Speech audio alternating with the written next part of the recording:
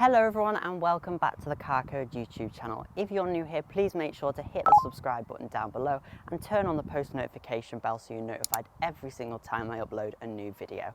Today I am at Lancaster MG. I'm going to be doing a review on the MG HS facelift. First of all, a huge thanks to Bianca the Sales manager for allowing me to make this review today. It really helps me out. Do make sure to check out Lancaster MG. All of the links are down in the description. Let's get on with the video.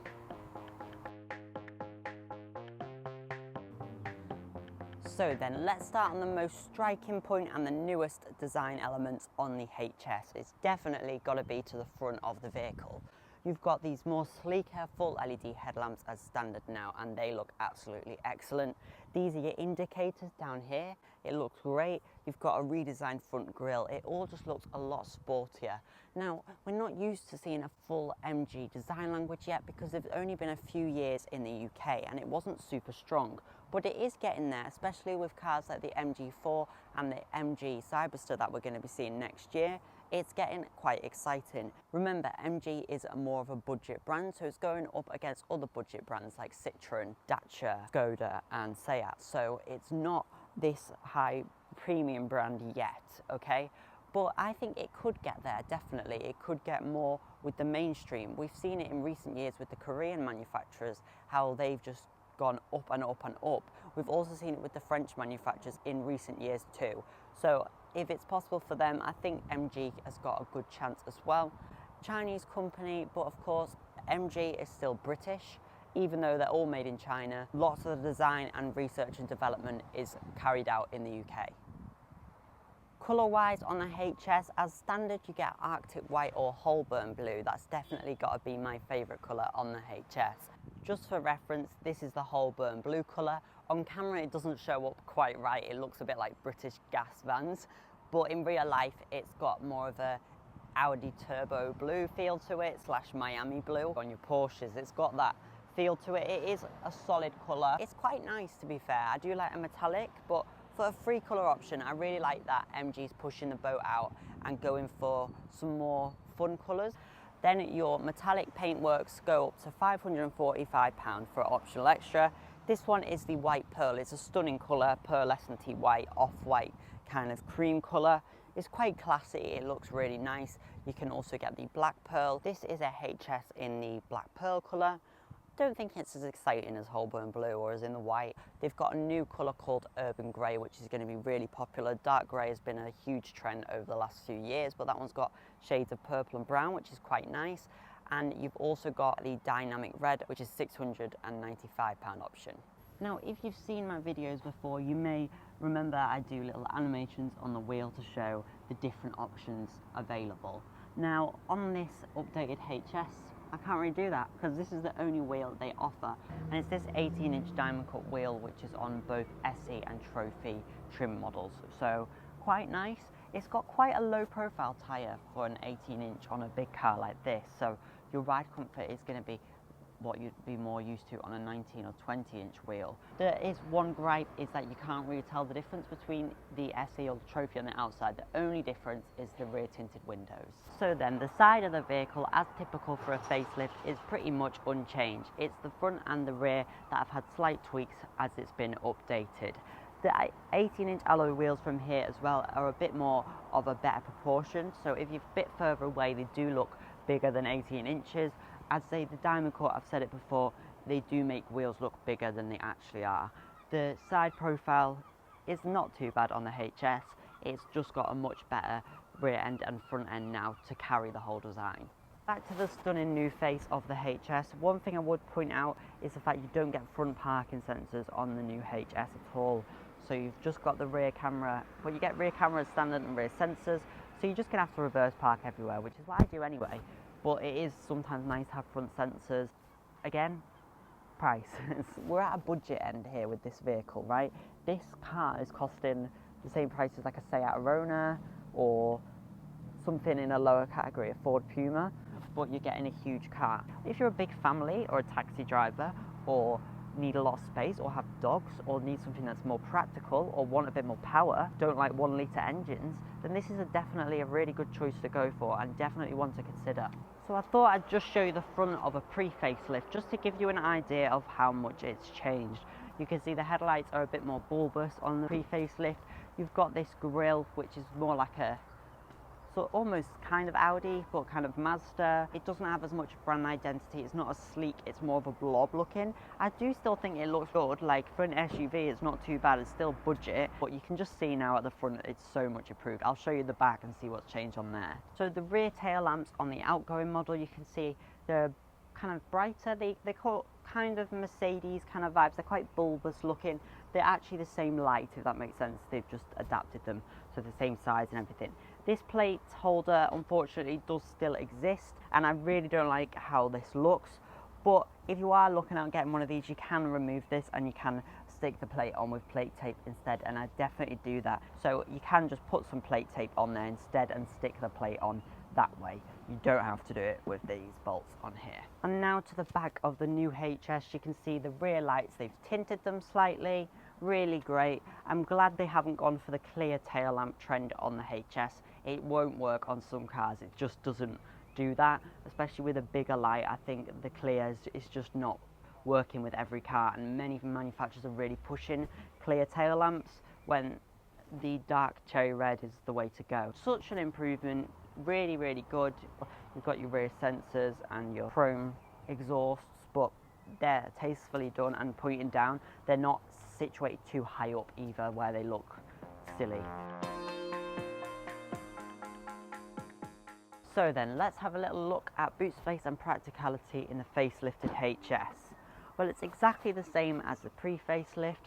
That means that you're going to get 448 litres of boot space in the plug-in hybrid model and 463 litres of boot space in the traditional petrol model. So it's not exactly class leading, but it is good. This car is almost 15 centimetres longer than a Nissan Qashqai, for example. And the boot is kind of similar with the Qashqai. The Qashqai boot ranges from 455 litres to 504 litres. So their normal petrol models do beat this by some margin, as does the Ford Kuga, Volkswagen Tiguan and many others.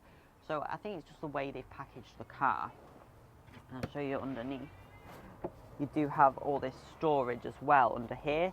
So they've obviously raised it up to fix everything in here, and there's a lot of space in this cavity under there. So there is actually a lot of space. Obviously boot space is measured on this section here. So in reality, there's a lot of space under here to get other things. It's got a tyre inflation kit, as most vehicles do nowadays, and it's got a load cover instead of your sort of parcel shelf that you get in other vehicles. Not too bad. You don't have an electric tailgate on this car. They're all just a manual one, but it's not too heavy. So then, what is it going to be like for backseat passengers in the HS? Well, your seats are slightly reclined, to be fair. Most SUVs have the feature, if they do recline, that they can be more upright, which is great. Does it have a rail? It doesn't, unfortunately, have a rail to move it back. You do have your centre cup holders here in the beautiful brushed metal, and this little felt-lined interior pocket as well. Backseat passengers are going to be pretty happy in here. You have a nice light headlining and big windows. This has got tinted windows, but it's still plenty bright in here because you've got the headlining, huge windscreen, and it's like being in a bit like a greenhouse in here. I think this would work excellently as a taxi. What is it like inside the HS? Well, you've got a sporty leather wrapped steering wheel with the perforated sections. Hi guys! It's quite cool, isn't it?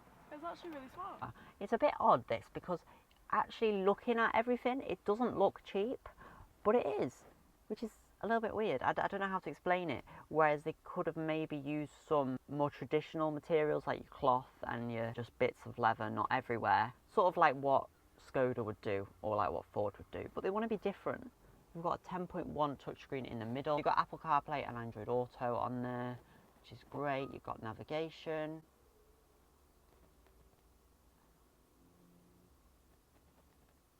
Which looks nice and clear. Not the most responsive system, but again, it's a cheap car. Like I keep saying, like it's hard to kind of compare it to everything. You're still getting those features on there.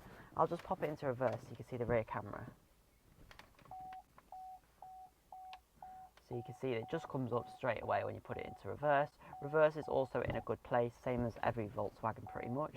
Gearbox feels a little notchy, but it's okay. It's not like butter melting like on the Citroen products can be like that. So it's not too bad. You do have your physical climate controls here as well. You've got the sort of piano keys here like on a Peugeot, all quite nice. A bit of storage with 2 USBs down there and a 12-volt socket as well. So overall it's quite nice. The screen is facing slightly away, but again, can't complain. It's not major and it's a cheap car. So again, keep having to remind myself this car's like 24 to 30 grand.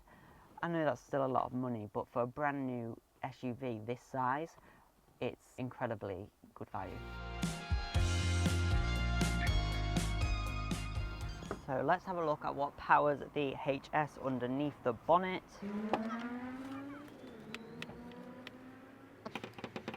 I have no idea. So after an eternity of what it seems like looking, I used Google, of course. And it's as easy as that. Hydraulics too. That's amazing. Most cars don't have a hydraulic bonnet now. Audi, nope. Most don't. Volkswagen, not anymore, no. The fact that it's got that is very good. You can see here the 1.5 TGI engine. I'll show you that now. The 1.5 TGI engines power the whole range. There's no diesel available at all, which is fine. So these are 1.5. These were developed from 2013 all the way till present with SAIC or SAIC, who is MG's owner, and in conjunction with General Motors. You can either have it with a 6-speed manual transmission or a 7-speed dual clutch transmission.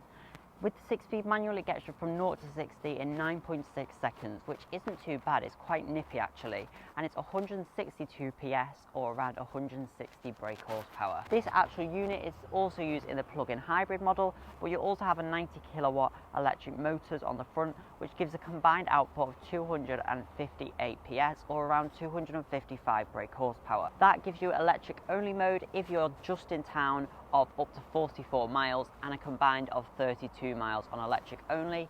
It also means you could save over £2,000 a year in benefit in kind tax with the plug-in hybrid model. So what is your MG HS going to cost you? Well, it starts from £23,495 and that's for the SE model with the 6-speed manual. It then goes up to just under £26,000, the MG HS Trophy. So that gives you your rear tinted windows, the better sound system inside and the faux leather as well. Just quite a big jump up there, but you do get quite a few extras on there. If you're looking at the plug-in hybrid model, it starts from just over £31,000 and it goes up to just under £34,000. If you are looking into the automatic HSs, you're looking at a £1,500 bump up from the SE and Trophy prices. So for an SE, you're looking at £24,995 and then on your Trophy, you're looking at £27,495. So then, should you buy the MG HS? Well, the SUV market is very crowded and extremely competitive. So it's very clever that every manufacturer is jumping on the trend, as they should, because it's the way they're going to sell cars. If you're looking for a large SUV, mid-size to large SUV at a price like this, they're pretty hard to come by. Of course, not everything is at the utmost quality or the pinnacle of engineering, but people do sometimes give MG a little bit of a hard time, even though they've only been around for a few years.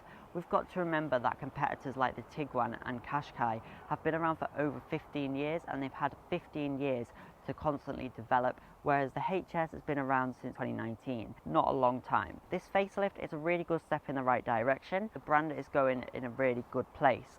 You still get 5-star Euro NCAP safety rating on it, you get Apple CarPlay, cruise control. If you're a family and need something practical, it's an excellent choice at great value. Motability works great. If you're looking at leasing, they can be really good on leasing deals as well. So I hope you enjoyed my video. If you do make sure to subscribe to my channel for more new car reviews. Again, a massive thanks to Lancaster MG for making this video possible. They also helped me out with the MG4 video as well. Thanks for watching and I hope to see you in my next review.